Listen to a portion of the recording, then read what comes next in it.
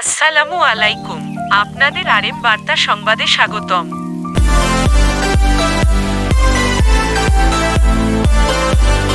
বাংলাদেশ জাতীয় সাংবাদিক ফোরাম ঠাকুরগাঁও জেলা কমিটির উদ্যোগে ইফতার মাহফিল ও আলোচনা সভা অনুষ্ঠিত হয়েছে।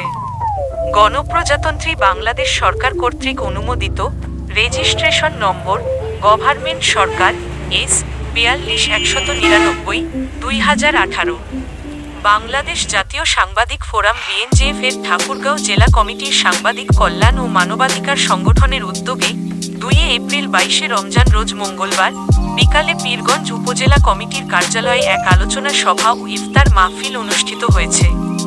অনুষ্ঠানে পীরগঞ্জ উপজেলা কমিটির সিনিয়র সহ সভাপতি জনাব মোহাম্মদ আব্দুল করিমের সভাপতিত্বে সংগঠনের বিভিন্ন বিষয় ও 10 নং জাবরহাট ইউনিয়নের করনাই বাজারে জেলা কমিটির সাংগঠনিক সম্পাদক ও স্টাফ রিপোর্টার মোহাম্মদ রেজাউল করিম সাংবাদিকের তত্ত্বাবধানে নতুন অফিস খোলার বিষয়ে সিদ্ধান্ত হয়।